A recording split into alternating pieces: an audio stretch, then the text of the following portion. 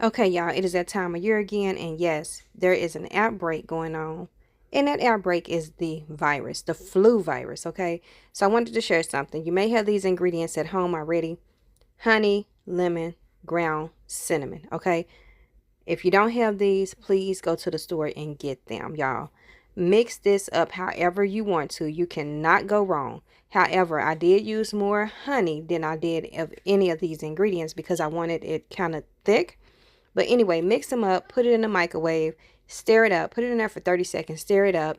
Y'all, get this in your system. Take a tablespoon or a teaspoon. It's totally up to you. You cannot overdose, so there's no wrong or right amount to take. Just get it inside your system if you are sick.